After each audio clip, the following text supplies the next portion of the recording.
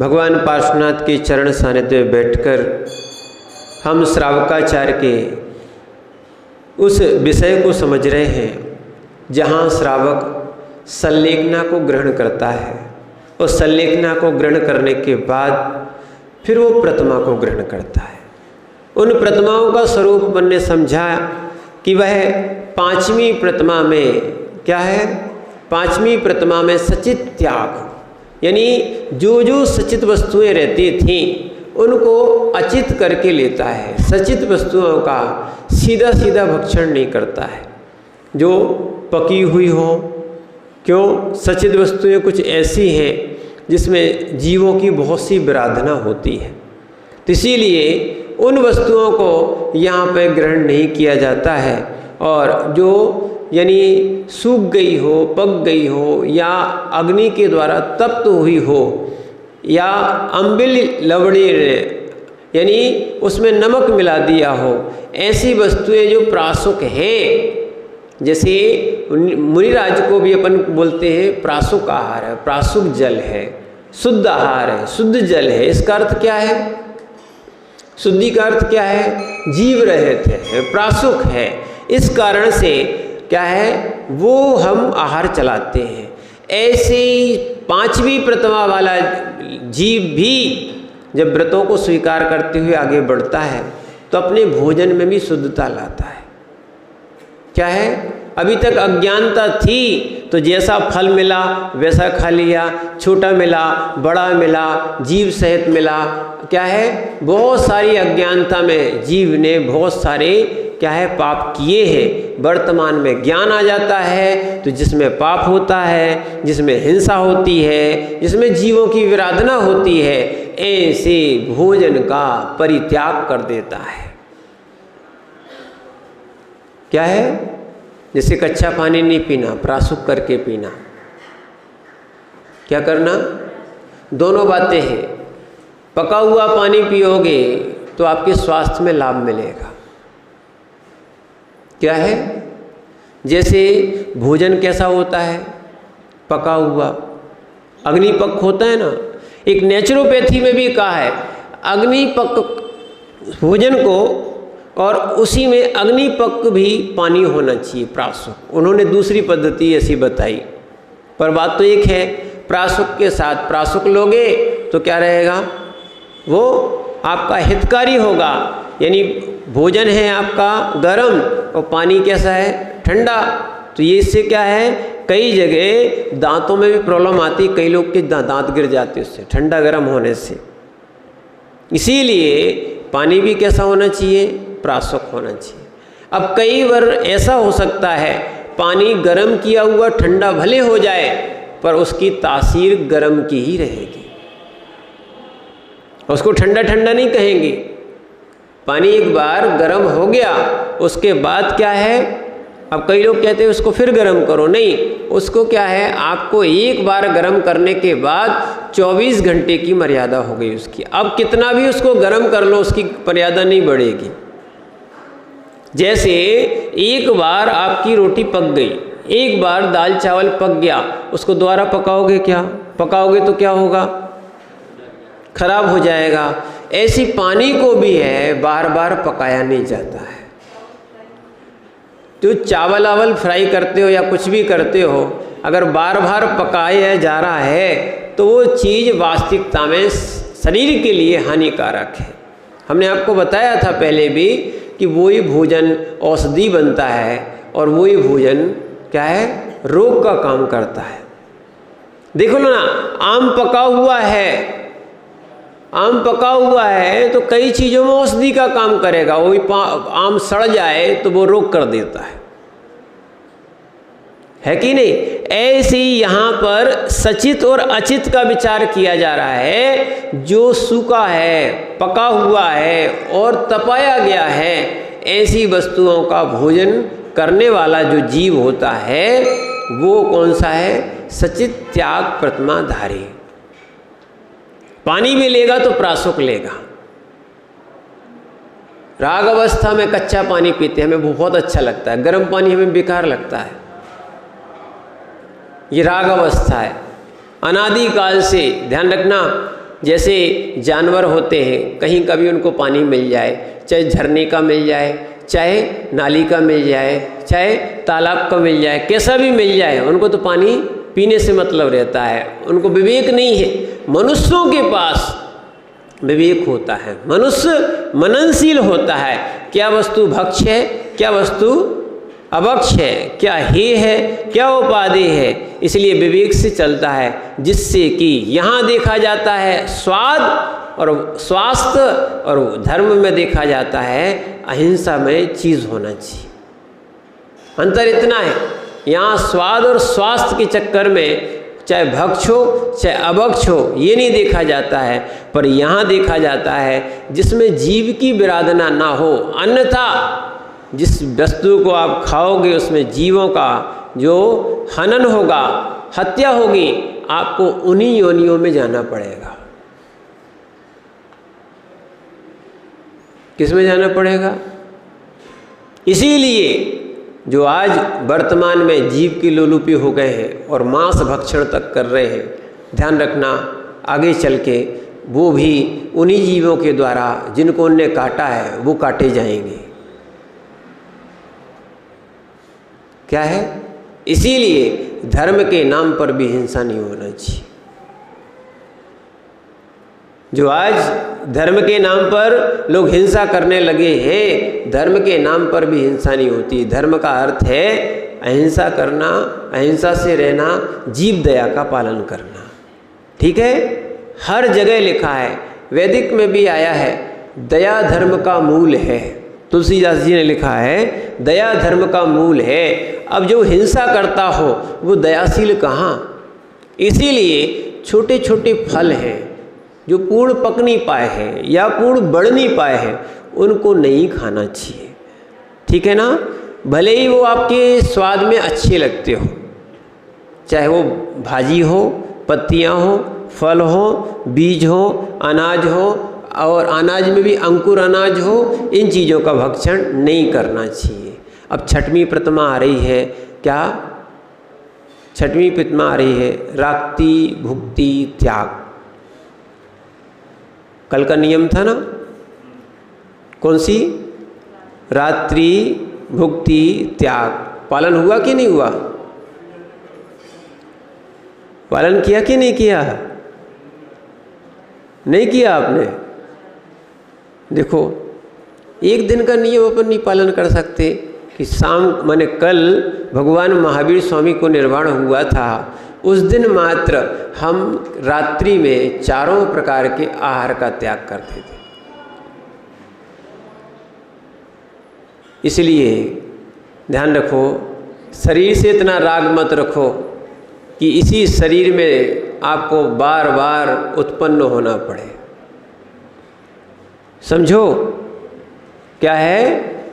जो अंत समय तक ऐसे शरीर से मोह रखते रहेंगे उनकी समाधि नहीं होगी। क्या है? हमारे यहाँ जो भी त्यौहार आते हैं, कोई राग का त्यौहार नहीं है, सारे त्याग के त्यौहार हैं। क्या है कि आप जीवन में रोज नहीं कर सकते हो तो कम से कम पर्व के दिनों में हमें कम से कम ऐसे संयम से रहना चाहिए जिससे हमारे संस्कार बन सकें। तो इसीलिए, और नहीं, 7:45 वाली रात्रि नहीं होता है। ठीक है, आपने कर लिया, बात अच्छी है, पर ध्यान रखना रात्रि भोजन त्याग, रात्रि भुक्ति त्याग, ये चल रहा है, ये आज का विषय ही है। ये छठवीं प्रतिमा है, समझना, छठवीं प्रतिमा है। हम आपसे नहीं कह सकते कि 8 बजे और 7 बजे तक का त्याग चलेगा। क्यों? हम लोग महाव्रती है। और यही बात यहाँ आ रही है कि भगवान आपने छठवीं प्रतिमा में रात्रि भोजन त्याग क्यों रख दिया? जब व्यक्ति जो है पहले ही जो है क्या, उन्हें अष्टमूल गुण में भी मान के चलो आप कि रात्रि भोजन त्याग का वहाँ प्रावधान था, तो आपने छठवीं प्रतिमा जो है रात्रि भुक्ति या रात्रि भोजन का त्याग क्यों रख दी? क्या व्रती दूसरी तीसरी चौथी और पांचवी प्रतिमा वाला या पहली से लेके पांचवी प्रतिमा वाला क्या रात में भोजन करता है? नहीं। तो ये क्यों रखा? आप जैसे लोगों के लिए कि महाराज हमारे 7 बजे 8 बजे तक का त्याग है, ऐसे लोगों की हम लोग अनुमोदना नहीं कर सकते। ध्यान रखना, भले नियम में बंधा है, हिंसा तो हिंसा है, चाहे 8 बजे करो, चाहे 11 बजे करो या 12 बजे करो। एक व्यक्ति हमारे पास आया था वयोवृत्ति में, यहाँ नहीं है, एक जगह बिहार चल रहा था, तो उसने हमसे बोला महाराज जी हमारा रात्रि भोजन त्याग है। समझना, वयोवृत्ति कर रहा था। दूसरे बोले कल ही तो तुम खा रहे थे, तुम कैसे बोलते हो रात्रि भोजन त्याग है? बोले हाँ 11 बजे के बाद। किसके बाद? 11 बजे के बाद। तो आप हंस क्यों रहे हो भाई? जैसे आप जो है ना, इसको कहा जाता है न्याय में आप भी तो दोषी हो। जैसे आप 8 बजे खाते हो, वो 11 बजे तक का नियम लिए। सुभाष जी ये कोई तर्क नहीं चलते आपके। क्या है? जैसे वो आप 8 बजे तक खाते हो वैसे वो 11 बजे तक खाता है, कोई दिक्कत थोड़ी उसमें।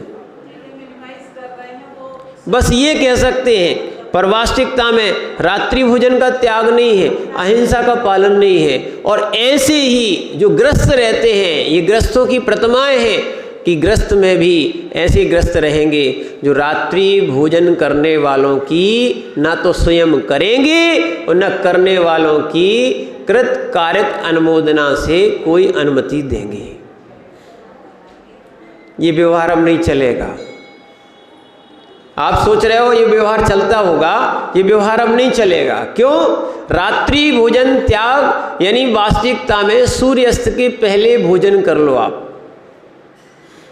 सूर्यास्त का जो काल है वो सामयिक काल है, संधि काल है, संधि वेला है, संक्रांति कहते हैं। इसीलिए उस समय तो बहुत सारे मच्छर मक्खी जो छोटे छोटे और अधिक उत्पन्न होते हैं। इसीलिए उस संक्रांति काल में भोजन नहीं करना चाहिए और ना ही रात्रि में करना चाहिए। इसीलिए आचार्य महाराज ने निषेधात्मक कहा है। क्या? ऐसा नहीं कहा कि दिन में खाना चाहिए, उन्होंने स्पष्ट कह दिया रात्रि में नहीं खाना चाहिए।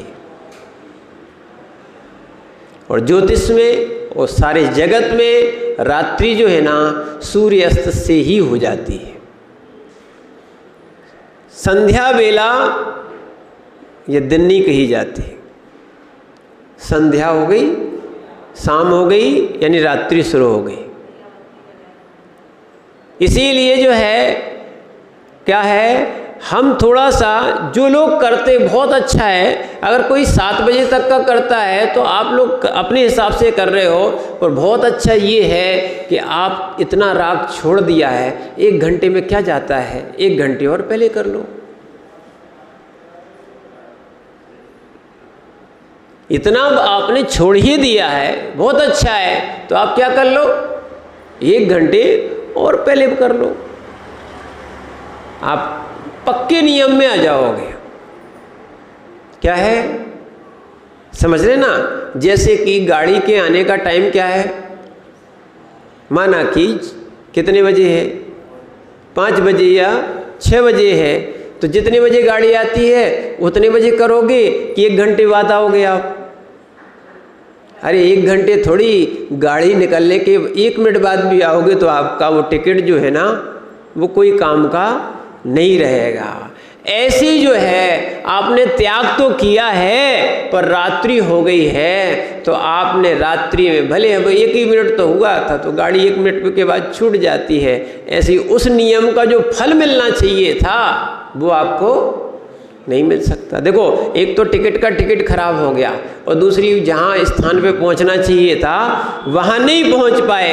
तो इसलिए कह रहे हैं आप बिल्कुल किनारे पे आ चुके हो। मैंने भैया, अरे अन्य की बात नहीं करो, सुनना, वो ही आपसे कह रहे हैं ये 6:45 और 7 का अपने कब से समय का त्याग नहीं है, रात्रि भोजन त्याग। ये क्या करें, ये जब तक दिमाग में महिलाओं की भी नहीं बैठती हो, पुरुषों की भी नहीं बैठती। इसलिए क्योंकि जब हम लोग भोजन करते थे शाम को या रात में, माँ खुद बोलती थी कि अभी रात्रि थोड़ी हुई है, हम लोग भी नहीं जानते थे, उनकी बातें मान ली। अब वो ही धारणा आज तक है, बड़ा राग रहता है। देखो प्रकाश दिख रहा है, और एक जगह तो हमने यहाँ तक देखा, मंदिर के बगल में जस्ट घर था, ठीक है, और वो लोग क्या हुआ, ऐसी किसी कारण से वो दिख गए। कुछ लोग रात्रि में खा रहे थे बैठे बैठे। बोले, हमने दूसरे दिन पूछा, क्योंकि वो लोग आते रहते थे रोज, हमने पूछा कि भैया आप तो रात में खाते हो। बोले महाराज जी बैठते तो दिन में हैं, अब रात हो जाती तो हम क्या करें। यानी देखना तर्क जो है ना, ऐसे ऐसे लोग देते हैं, ऐसी चीजें आप व्यवहार जगत में बिल्कुल नहीं करते।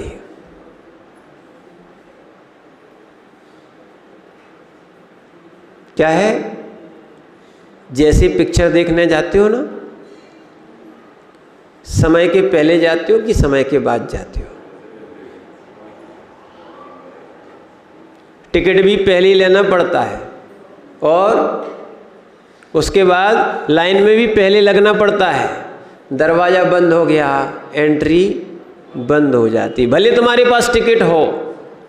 जब राग में ऐसा लगा सकते हो, ऐसी भले आपके पास नियम हो, पर आपने रात में खाया है तो रात्रि भोजन ही का दोष लगेगा। जीवन भर खाते रहो, कोई दिक्कत नहीं, समय का यहाँ कोई पाबंद नहीं। क्या है, यहाँ समय का कहीं कोई विधान नहीं है, ध्यान रखना। कई जगह, एक बार हमारे पास ऐसा भी व्यक्ति आए थे जिसमें उन्होंने कहा था हम ऐसे देश में रहते महाराज जी। एक वो डॉक्टर थे, श्वेतांबर जैन थे, डॉक्टर थे, उदयपुर में आए थे। बोले हम ऐसे देश में महाराज जी रहते हैं, सर्विस करते हैं कि 6 महीने क्या है, रात्रि के 10 बजे सूर्यास्त होता है।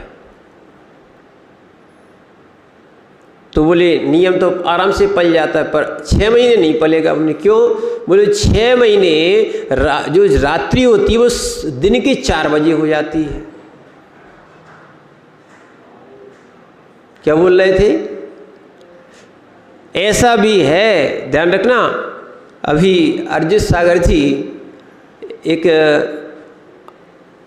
आसाम की बॉर्डर पे ही हैं बिल्कुल, ठीक है, बंगाल के माने निकल गए हैं। वो बता रहे थे कि महाराज जी यहाँ वहाँ पे समाचार आया था कि वो यहाँ पर सुबह 5 बजे सूरज हो जाता है, उदय हो जाता है। कभी कभी तो अब आगे आगे जाएंगे 4 साढ़े 4 पे सूर्योदय हो जाएगा।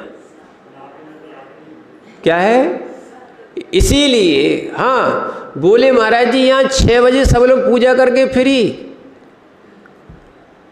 क्या हो जाते हैं, 4 बजे जब सूर्योदय हो जाएगा तो क्या होगा। यानी आप चले नागालैंड साइड चले जाओ, पूरब साइड, वहाँ जल्दी क्या होता है, सूर्योदय। जब जल्दी सूर्योदय होता है तो अस्त भी क्या होता है, जल्दी होता है। आप शिखर जी में देख लेना, आप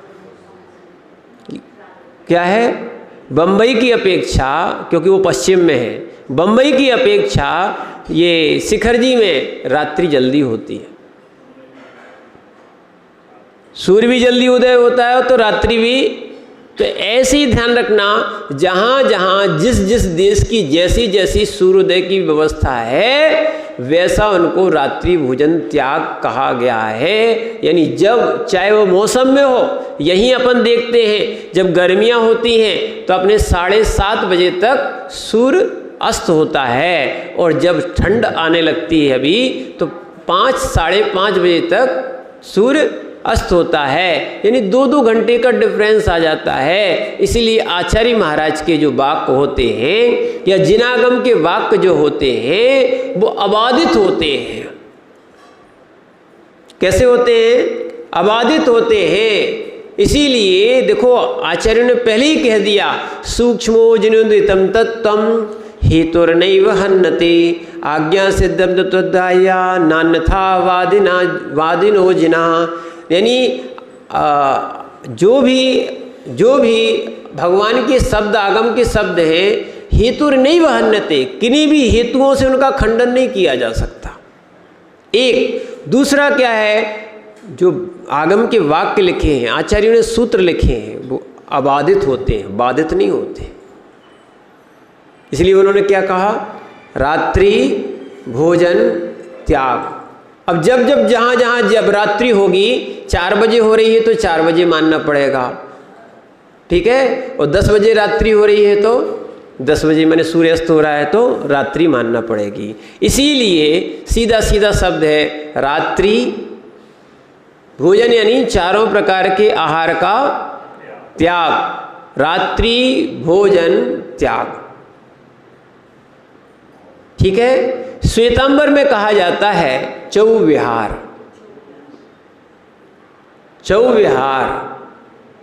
और ध्यान रखना, वहाँ भी कुछ भोजनशालाएँ चलती हैं, बहुत जगह चलती हैं, गुजरात में और बम्बई में और बहुत सारी जगह, जहाँ राजस्थान आदि में भी उनकी भोजनशालाएँ चलती हैं। और भोजनशालाओं में ऐसे नियम हैं उनके कि अगर सूर्यास्त होने लगा और आप भोजन कर रहे हो तो आपकी वो थाली वहाँ पे रखवा लेंगे, आपकी भोजन या तो आपको एक पॉलीथिन में पैक करके दे देंगे कि आप ले जाओ, यहाँ रात्रि में नहीं खा सकते, या थाली रखो आप जाओ।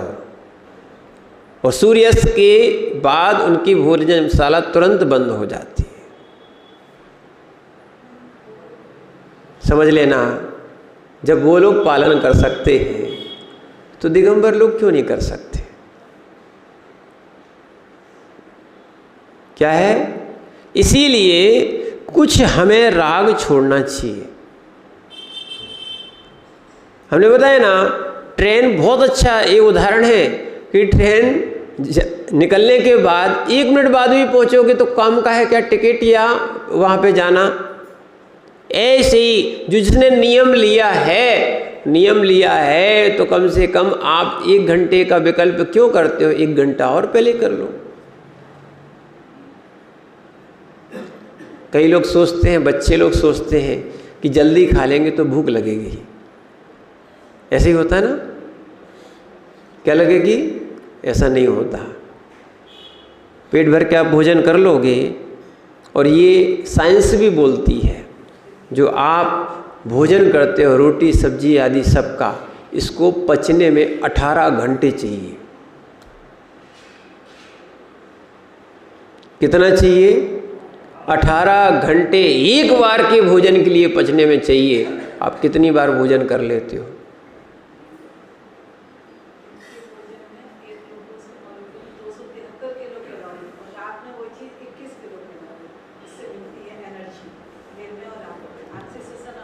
इसीलिए जो दिन में भोजन करेगा, आज वैज्ञानिक मान चुके इस चीज़ को, वो कहते हैं सूर्य के प्रकाश में अल्ट्रावायलेट किरणें होती हैं,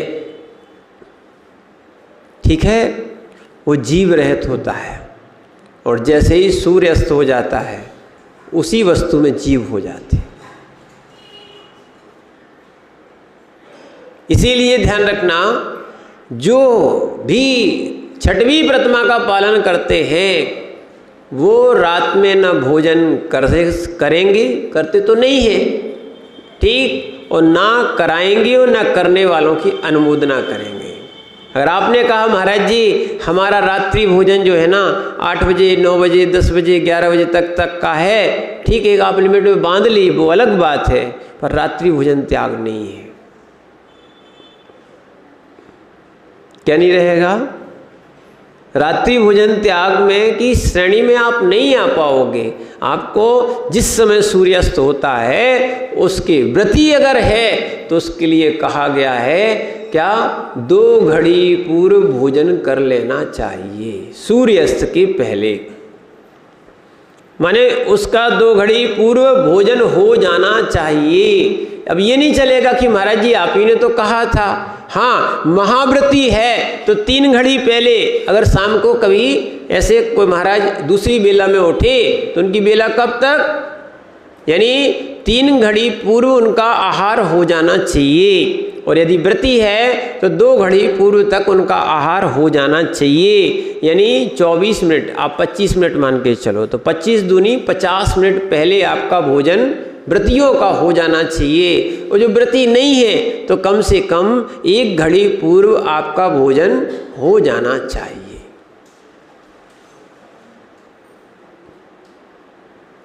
ध्यान रखो, अन्न के कीड़े मत बनो। क्या है कि दिन रात अन्न खाते रहो। क्या है, सोमदेव सूरी ने एक श्लोक लिखा है। सोमदेव सूरी ने कलौ काले चलौ चिद्दे देह अन्नादि कीटके एतच्चित् चमत्कारा जिन रूप नराधरा। क्या है, या इसका एक और थोड़ा सा एतच्चित् दद्यापि ऐसा भी मिलता है। तो उन्होंने लिखा है कि कलौ काले चलौ चित्ते, कली काल है, चित्त चलायमान है और देह जो है ना अन्न के कीड़े बनी हुई है। जब भी मिले जैसा मिले तब खाने तैयार।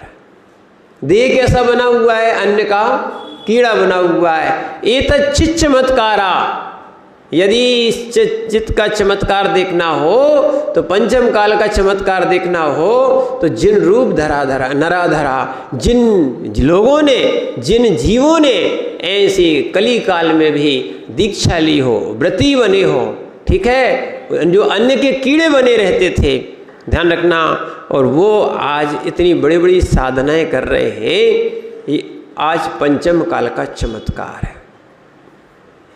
देखो कितने सारे महाराज सहनिष्क्रिय व्रत कर रहे हैं आज। और जितने योगी हैं, अभी छुल्लक जी को देख लो आप, तो क्या है, छोटी सी उम्र में अब ये प्रतिदिन क्या करेंगे, एक आसन, एक ही समय में आहार करेंगे। छोटी सी उम्र से लेके अब जी बताओ, ये छोटे छोटे से महाराज बन सकते हैं। तो आपको देख के लगता नहीं है कि 60, 70, 80 वर्ष होने आ रहे हैं और फिर भी दिन रात आपका क्या है, क्या है, दिन रात भोजन में आपकी आसक्ति लगी है। विचार करो, एक बार निर्ग्रंथों को देखो ना, अंतराय आ जाए, उपास हो, कुछ भी हो, उनकी वही क्रियाएं चलती, वो शरीर चलता है। ये हम लोग प्रैक्टिकल सामने बैठे हुए हैं, अब उससे ज़्यादा और क्या बता सकते हैं। हम लोग घर में एक आसन नहीं किया, घर में कभी एक समय नहीं खाते थे, केवल कितने बार खाते थे हम लोग भी। पर देखो, व्रती बनने से क्या है, शरीर को जैसा आप थोड़ा सा चलाने का प्रयास करोगे वैसा चलता है, ठीक है। एक देह के राग में आत्मा को खिलौना बनाए हैं कि जैसा देह कह रही है और वैसा कर रहे हैं। और एक वे योगी हैं जो साधना कर रहे हैं, उस शरीर को खिलौना बना लेते हैं, जैसा देंगे वैसा देह लेती है। यानी जब देंगे, जब उनकी इच्छा हो गई कि हाँ 3 दिन के बाद, 4 दिन के बाद, 5 दिन के बाद जब उपवास करेंगे, आज भी वर्तमान में ऐसे साधक हैं,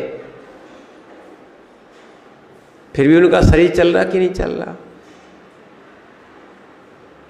जब इतना कर सकते हैं, जब इतना हो सकता है, और फिर आप कहो आज का ज़माना आ गया, इतनी कैलोरी होना चाहिए, इतना विटामिन होना चाहिए, इतना ये होना चाहिए, इतना वो होना चाहिए। इस क्या है, ये डॉक्टर के आपके सब मीनू बनाए जाते हैं। इस कली काल में भी क्या है, आचार्य सन्मति सागर जी महाराज को देख लो, लोग कहते वृद्ध अवस्था, वृद्ध अवस्था, हम लोगों ने साक्षात देखी है। वृद्ध अवस्था के आखिरी 10 वर्ष मात्र छाछ और पानी, सामने हम लोगों ने चातुर्मास साथ में किया है, छाछ और पानी। अब बताओ, और वो भी अगर रुके हुए हैं तो एक आहार एक उपवास, एक आहार एक उपवास, और पर्युषण में 10 उपवास, अष्टानिका के तीनों अष्टानिका के 8 उपवास, किसमें? मात्र छाछ लेते थे।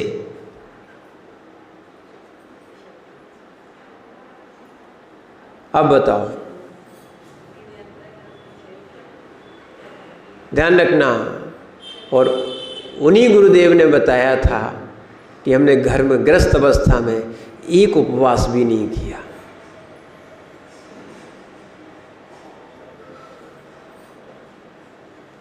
विचार कर लो भाई, ये भी जीवन है।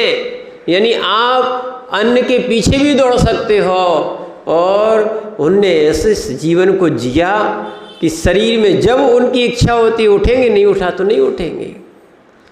कई अज्ञानी जीव ऐसे ऐसे पहुंचते थे, उन्होंने कहा महाराज जी आज तो उपवास होगा। बोले हाँ आज का उपवास।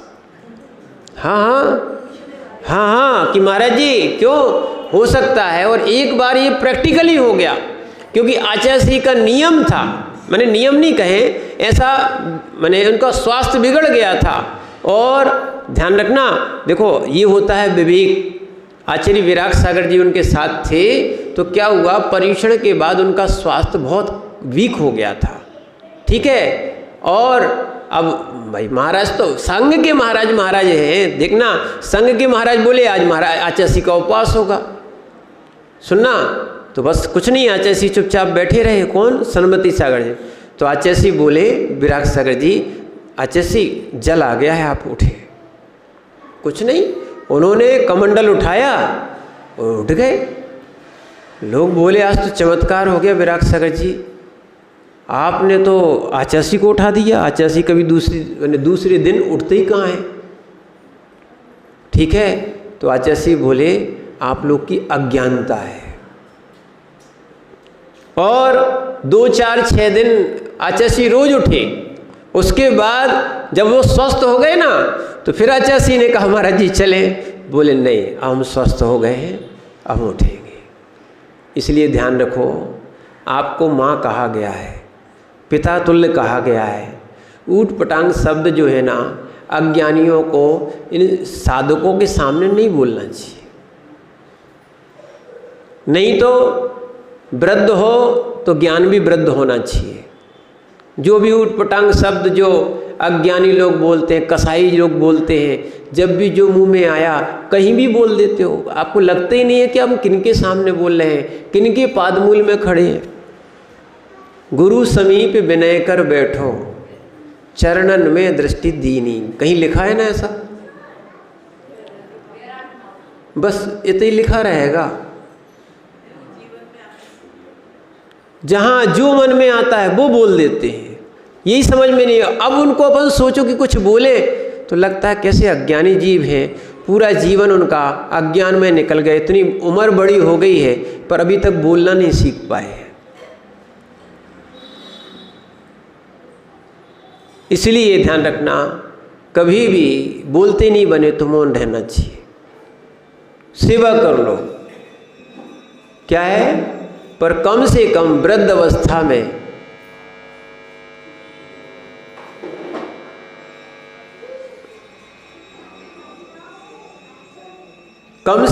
वृद्ध अवस्था में मौन रहना चाहिए। क्या है, इसीलिए वृद्ध अवस्था में जितना मौन रहोगे उतना काम बन जाएगा आपका। नहीं तो जितना बड़बड़ाओगे, जितना चिल्लाओगे, कोई नहीं सुनेगा आपकी, और हंसी होगी और वैसे ही कर्मों का बंद होगा। इसीलिए जो है क्या, कहाँ, कैसा, कब हमें बोलना चाहिए, क्योंकि कोई का स्वास्थ्य खराब है, स्वास्थ्य अनुकूल है कि नहीं तो आप आ गए। हो सकता है किसी महाराज का माने चातुर्मास आदि में अष्टमी या कभी चतुर्दशी का उपवास करते हो, स्वास्थ्य को देख के साधना करते हैं। आपके लिए पर्व कहा है, सुनना, साधु के लिए तो रोज पर्व है। कि आप साधना नहीं करते, इसलिए आपसे कल कहा था कि आप 4 प्रकार के आहार का त्याग कर लेना रात्रि में, ठीक है ना। पर आपने उसको पर्व को पर्व, कई लोगों ने नहीं माना उस चीज़ को, ठीक है ना। पर वास्तविकता है साधु का रोज का पर्व है, रोज साधना है, उनकी विशेष साधना है। ये श्रावकों के लिए विशेष पर्व दिए, ऐसा शास्त्रों में हमने पढ़ा है। क्या है, साधु के लिए तो रोज पर्व है, उनका व्रत ही है। महाव्रत जिनने धारण कर लिया है उनके छोटे व्रत की बात ही क्या है, पर और साधना करते हैं। पर ऐसा नहीं कि हम पहुंच गए महाराज जी, पहले दिन अंतराय था, स्वास्थ्य खराब था, आज अष्टमी होगी महाराज, आज आपका मौन है, हो सकता है, मैंने ऐसा भी नहीं बोलते, आज तो उपास है महाराज, तो ठीक है भैया उपास है।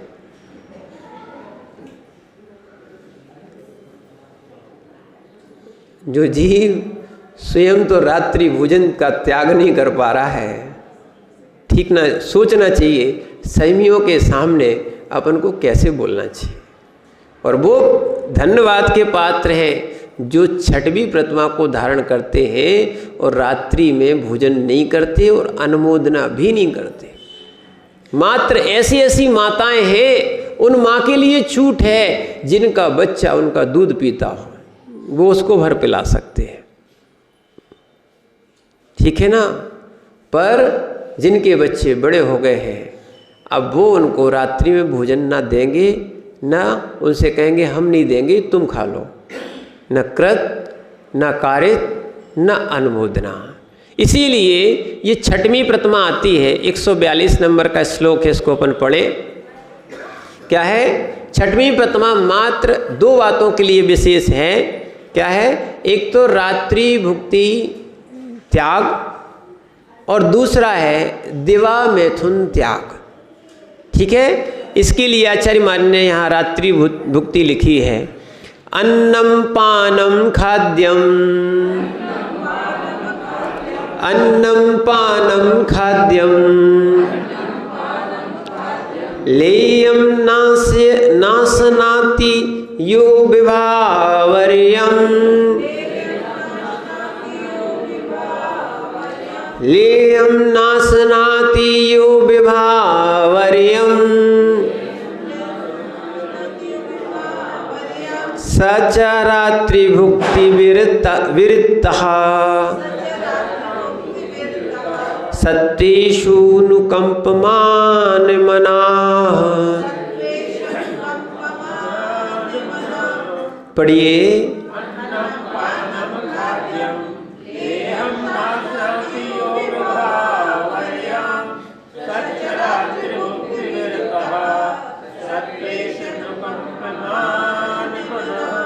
आचार्य भगवान कह रहे हैं जो सत्वेषु, सत्येषु यानी जीवों पर, अपन पढ़ते ना सत्वेषु मैत्रीम, ये शब्द देखो एक एक जगह अलग अलग शब्द का प्रयोग किया गया।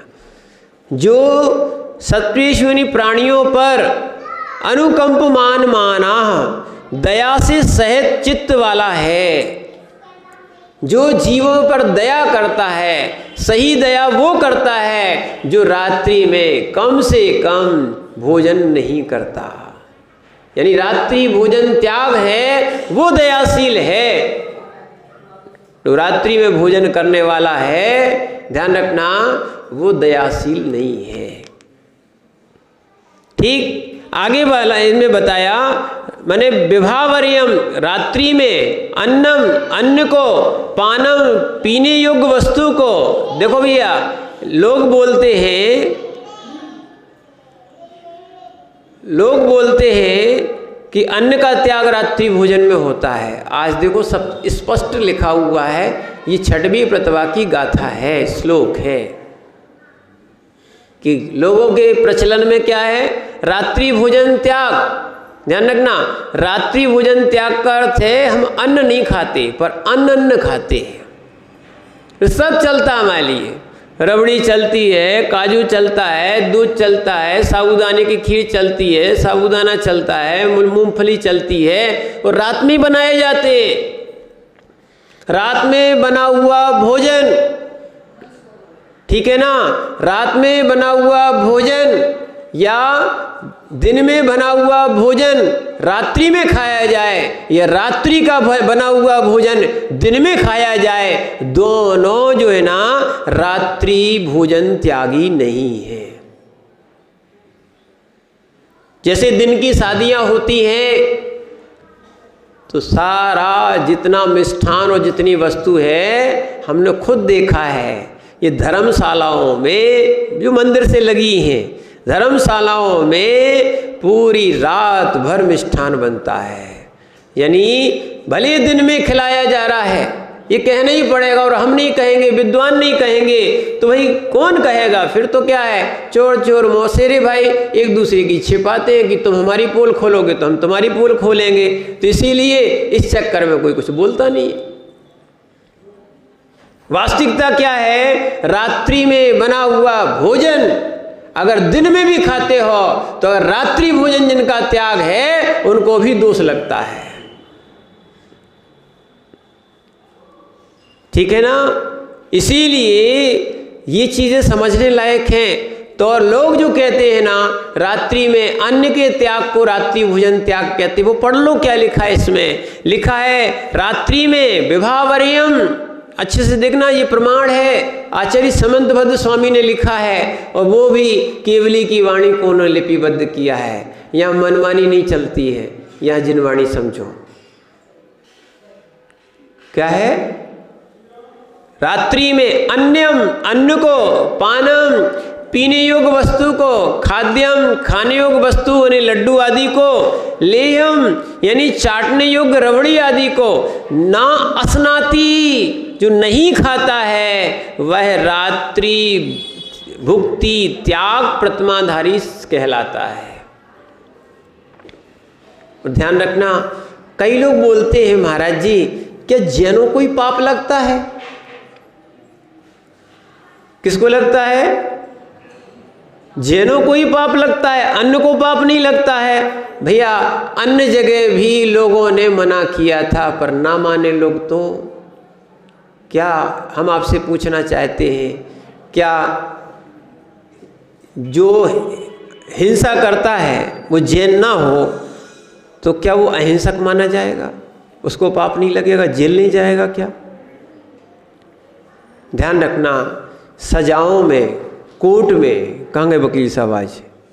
सजाओं में, कोर्ट में कहीं भी कोई जाति का प्रावधान नहीं है। अगर जिस जिस जीव ने जो जो दोष किए हैं उसको वैसा वैसी धाराएं और सजाएं लगती, वहां जाति का कोई प्रबंध नहीं है कि नहीं? होता है क्या कि भाई जैन है तो पापी है और जैन नहीं है तो पुण्यात्मा, उनको छोड़ दिया जाएगा। एक और ध्यान रखना, चाहे स्वयं के लिए हिंसा की जाए और चाहे धर्म के नाम से हिंसा की जाए, चाहे संबंधियों के नाम से हिंसा की जाए, हिंसा तो हिंसा है। इसीलिए धर्म के नाम से भी आप रात्रि में नहीं खा सकते हो, धर्म के नाम से भी आप जीवों की बलि नहीं चढ़ा सकते हो। न्याय हर जगह एक सा होता है। क्या होता है?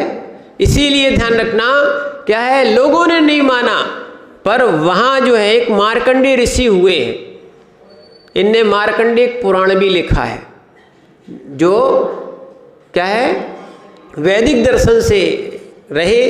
उनके यहाँ भी लिखा है अस्ति गति दिवानाथि आपो रुधिर मुच्यते अन्नम मासम समम प्रोक्तम मार्कंडेय महर्षिणः। उन्होंने भी लिखा है अस्तम गति दिवानाथि, यानी सूर्य के अस्त होने पर, क्या है दिवानाथ किसको बोलते हैं? सूर्य को, है ना, को अस्त होने पर आपौ रुधिर मुच्यते, पानी खून के समान है। कैसा है? पानी खून के समान है। और अन्नम मासम समम प्रोक्तम, जो अन्न है ना वो मांस के समान है। मार्कंडेय महर्षिणः, ऐसे मार्कंडेय ऋषि ने कहा है। अब बताओ, ये गाथा उनको लिए श्लोक उनको बता देना कि आपके ही मार्कंडेय, और आपको देखना हो मार्कंडेय ऋषि का आश्रम बना हुआ है। कहाँ? अमरकंटक में। कहाँ पर? अभी हम लोग अमरकंटक होके ही आ रहे हैं। वहाँ लिखा हुआ था मार्कंडेय आश्रम। वाह, पहली बार देखा आपने, कि जिनका सूत्र कई बार सुना था, आज वो मिल गया कि आज उनका आश्रम वहाँ एक बना हुआ है। मैंने उनकी 18 पुराणों में भी एक ये पुराण माना जाता है। विचार करना, पर लोग क्या है, अब रात्रि में स्वयं खाना पड़ता है तो भगवान को भोग लगाना शुरू कर दिया। जब वो खा सकते तो अपन खा सकते। जैसे देखो, स्वयं को भांग खाना थी, शराब पीना थी, तो क्या बोलते थे, शंकर जी को पिला दी, शंकर जी को प्रसाद चढ़ा दिया कि वो लेते हैं। अरे भाई, आप भगवानों को बदनाम क्यों करते हो? खाना स्वयं को होता है और प्रसाद के नाम से और किसी भी चीज़ के नाम से क्या है, उनको खिलाना प्रारंभ कर देते हो।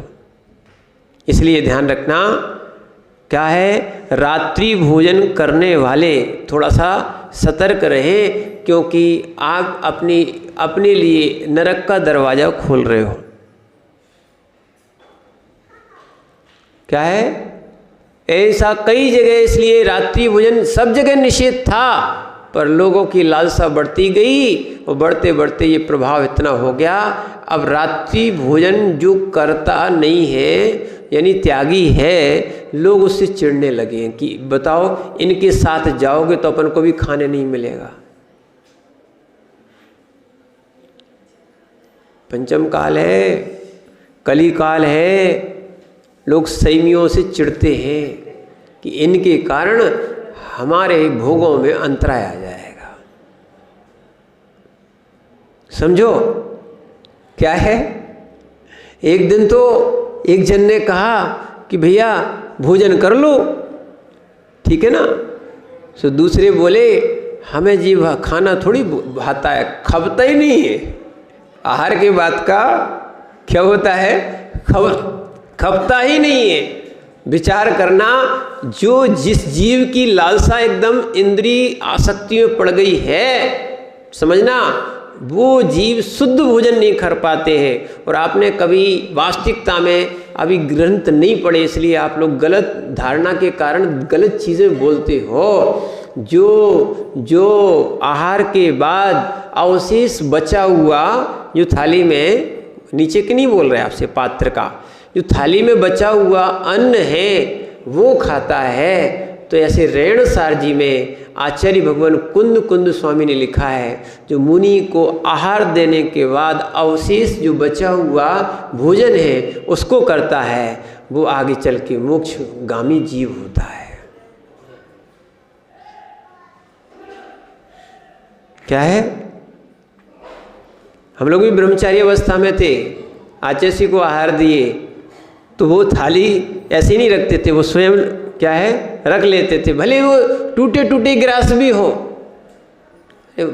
मुख में जाने तो सभी चबा के खाते, कौन पूरा का पूरा सीधा जाता है। क्या है, प्रसाद मान के, ये लिखा है कई जगह, तो प्रसाद मान के ग्रहण कर लेते हैं। ठीक है, तो इसीलिए जो है, जो व्यक्ति रात्रि भोजन करता है उनको अच्छे समझाना चाहिए। हम लोगों ने क्या है, मैंने अहमदाबाद में चातुर्मास किया, तो वहाँ पे जो गुजराती समाज है जैन में, श्वेतांबर जैन में भी, वो लोग रात्रि में भोजन नहीं करते। उनके यहाँ कंदमूल नहीं आता, छोटी सी परंपरा है, पर करें क्या, हम लोगों ने क्या होगा, अपनी परंपरा को बिगाड़ दिया है। बच्चों को हम ही खिलाते हैं, और जब वो खाना सीख जाते हैं, जैसे पिताजी हैं खूब चॉकलेट देंगे, या उनके दादाजी हैं वो पूरा बिगाड़ देंगे बच्चे को, खूब चॉकलेट देंगे, खूब रात में खिलाएंगे, और फिर जब थोड़ा बड़ा हो जाएगा तो कहेंगे महाराज जी अब इसको त्याग करा दो। क्यों त्रिलोकचंद जी, बिगाड़ा किसने? बिगाड़ा किसने? बिगड़ा नहीं है, बच्चा बिगड़ा हुआ नहीं आता है। अब लाड़ प्यार उतना दो या इतना समझाओ, वास्तविकता में क्या है, अच्छा ऐसा बुरा नहीं चाहते हैं, पर कम से कम जो है अपन ऐसे काम करें छोटे से कि जिससे उसके संस्कार बन जाएं। ध्यान रखना, संस्कार देना चाहो तो विदेश में भी संस्कार दे सकते हो।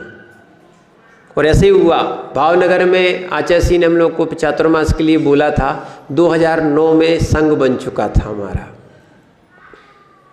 क्या पहला चतुर्मास हुआ, और जिनके यहाँ हमारी पिछी गई थी वो थोड़ी क्या है निश्चय वाले भी रहे और स्वाध्यायशील थे, फिर जुड़ गए, संयमी हो गए अच्छे। उन्होंने आजीवन ब्रह्मचर्य व्रत लिया था, उनको पिछी गई, और पिछी जाने के बाद जब उनकी बेटी आई तो वो अहमदाबाद दर्शन कराने लिए लाए थे। और बेटी जो है ना अमेरिका में रहती थी, ठीक है। तो उनकी 2 बच्चियाँ आई, लगभग होंगी 12 या 13 साल की होंगी थी। 2 बच्चियाँ आई। तो हमने उनसे एक प्रश्न किया कि आप जो है ना कि कभी मुनिराजों के प्रवचन आदि तो सुनते होंगे, टीवी पे आते हैं या बाहुबली का अभिषेक वगैरह आता है, देखते हैं? तो बोले महाराज जी नहीं देखते।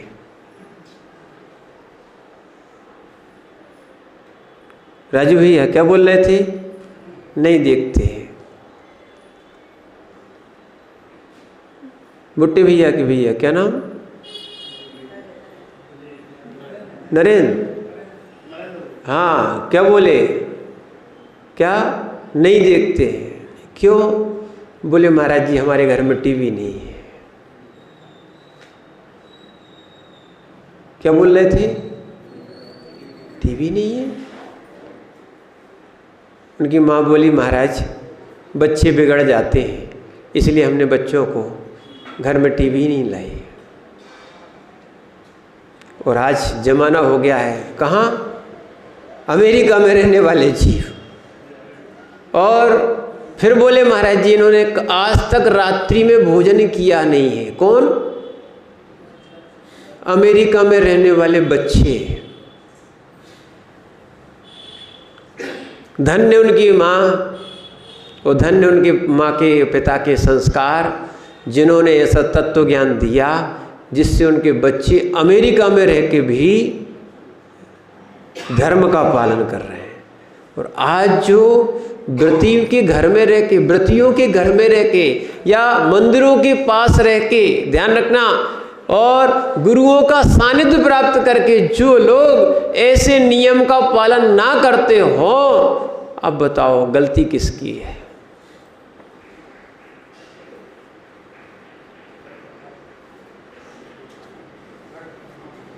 जैसा आप बच्चों को करोगे वैसा बन जाएंगे। देखना कई जीव छोटे छोटे से मांसाहार करने लगते हैं क्योंकि उनके माता पिता कराते हैं, और कई जीव छोटे से शाकाहार कराए तो, और कई जीव उनको छोटे से आलू खिलाएंगे तो वो आलू खाना सीख जाएंगे। और कई जीव जैसा आप बच्चों को बनाओगे वैसा आपके बच्चे बनेंगे। खून आपका है, संतान आपकी है, संस्कार आप जैसे दोगे तो जैसे संपत्ति दे सकते हो तो संस्कार भी देना चाहिए। क्या है? अगर संपत्ति देते हो, जब संपत्ति पे अधिकार है तो संस्कारों पे अधिकार क्यों नहीं है? संपत्ति पे बंटवारा होता है, लेना होता है, तो फिर संस्कार क्यों नहीं लेते हो आप? तुम ही कह दो जो व्यक्ति संस्कारित नहीं होगा उसके लिए मेरी संपत्ति नहीं है, दान कर दूंगा। फिर देखो अपने आप लाइन पे आ जाएंगे सब लोग। कैसे नहीं आते पूजा करने और अभिषेक करने और रात्रि भोजन? कोई संपत्ति नहीं मिलेगी। हमारे तो सुपुत्र होंगे तो हम अपनी संपत्ति देंगे, और कुपुत्र होंगे तो काधन संचय।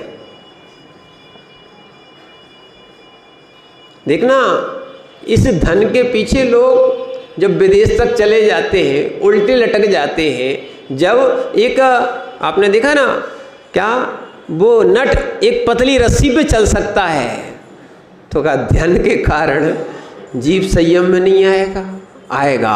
और उनके माता पिता बुरे हैं क्या? बिल्कुल बुरे नहीं हैं। धर्म के चाहे संस्कार संपत्ति के लोभ से देना पड़े और चाहे कैसे देना पड़े। जैसे बच्चा जो है ना अगर स्कूल ना जाए तो माँ क्या करती है? क्या करती है? टॉफी देंगे, लालच देती कि नहीं देती है? ठीक है, हाँ पैसा दे देंगे, तुम स्कूल तो जाओ, देते ना। ऐसे ही कई जगह चल रहा है, पर आप लोग बुरे काम में पैसा खर्च करते हो। हम नहीं चाहते, इसलिए हम भी ऊट पटांग खर्च नहीं कराते। समझा? कि पर वास्तविकता में कैसा खर्च करना चाहिए। अगर किसी ने तत्वार्थ सूत्र सुना दिया, उसको इनाम रख दो। आप क्या रख दो?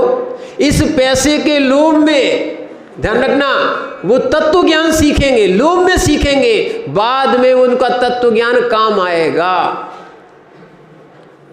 एक दो संस्थाओं में ऐसा है, बच्चों को पढ़ाते हैं और जहाँ जहाँ समय सार सुनाते हैं या और चीज़ें सुनाते हैं, उनके लिए पैसे में दिए जाते हैं। इतना पैसा आपका निश्चित है, जिसने इतना याद किया है इतना उनको पैसा दिया जाएगा। सो वो लोग भी क्या है, वो लोग भी कहते हैं, बताओ क्या कहने लगे अब, जिनवाणी के ज्ञान से सूझे नोटे नोट।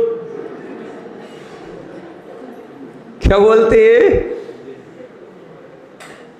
क्या बोलते हैं?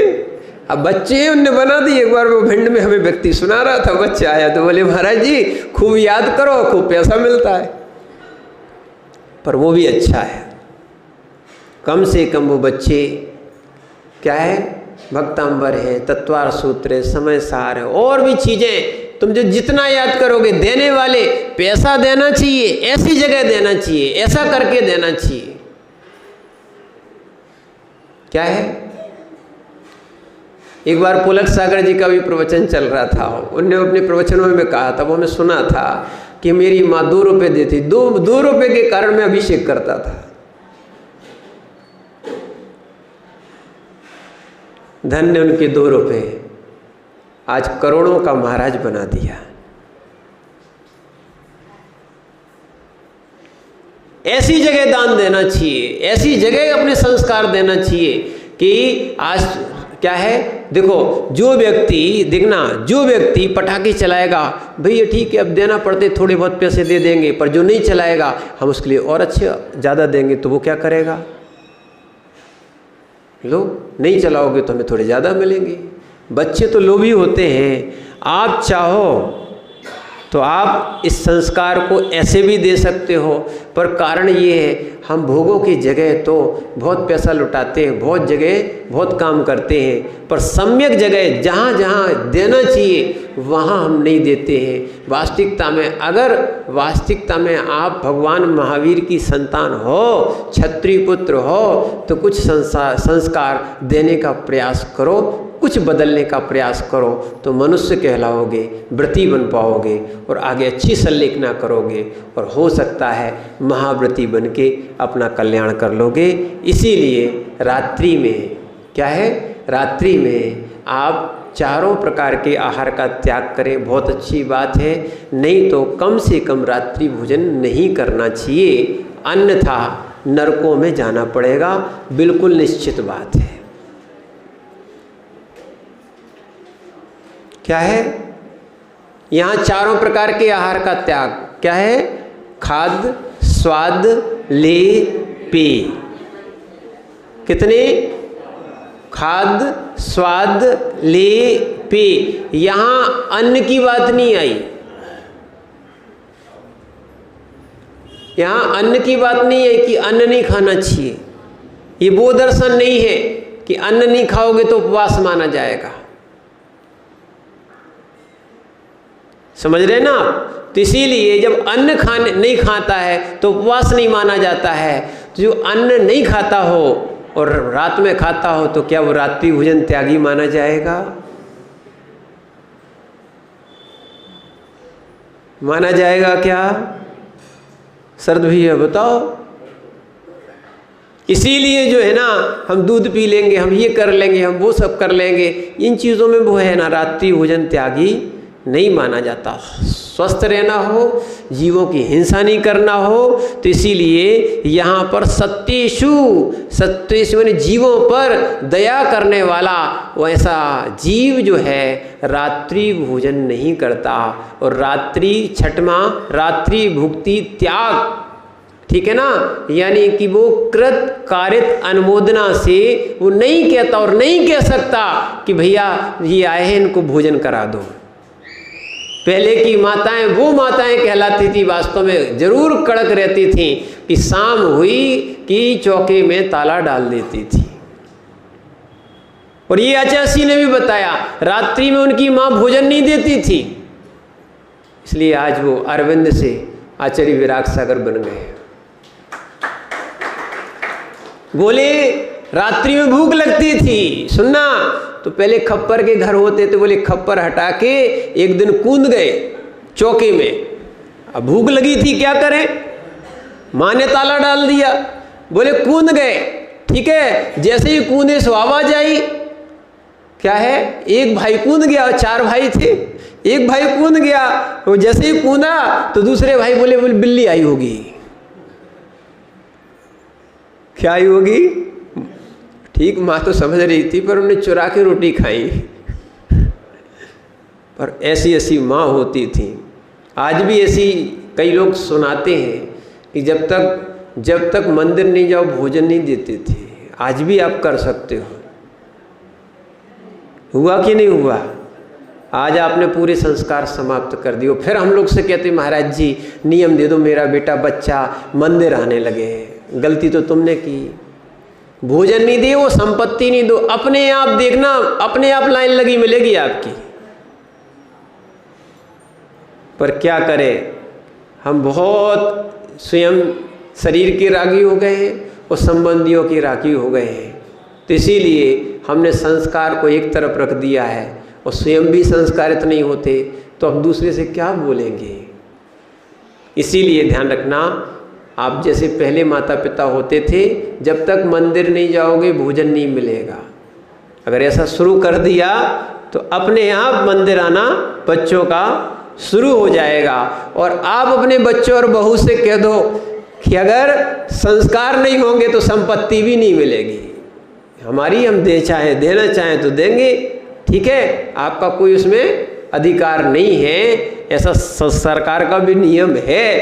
हमारी संपत्ति हम देना चाहें देंगे, अपने आप संस्कारित हो जाएंगे। इसलिए संस्कार का आप प्रावधान करें और आप भी व्रती बने, संलेखना लें और आपके भी बच्चे ऐसे रहें, आपकी संलेखना कराने में सहयोगी बने और वो भी आगे चल के क्या है, इस व्रती बन के संलेखना समाधि करेंगे, श्रावक बनेंगे तो उनका एक ना एक दिन कल्याण होगा। जब शेर श्रावक बन सकता है, शेर श्रावक बन सकता है, तो भैया श्रावक नहीं बन सकता। ध्यान रखना, जो रात्रि में खाता हो वो श्रावक कहाँ, वो श्रावक श्रेष्ठी कहाँ। इसीलिए अपन को श्रावक बनना है, शेर नहीं बनना। जैन दर्शन वो है जहाँ पर क्या शेर को भी जलेबी खिलाई थी कि नहीं? अमरचंद दीवान ने शेर को भी जलेबी खिलाई। और महावीर स्वामी का वो शेर का जीव जिसने क्या है मांस का भी त्याग कर दिया था। तो अपन थोड़ा समझ के प्रतिमा ले, बहुत अच्छी बात, नहीं तो भाव बना लो कि अब रात्रि में कुछ नहीं खाएंगे। आप प्रयास कर लो, 1 दिन का, 2 दिन का, 1 हफ्ते का, 15 दिन का, धीरे धीरे आप पे आगे सत्ता जाएगा और देखना हो जाएगा। और आप इसको लेने का प्रयास करो। ओम नमः सिद्धेभ्यः।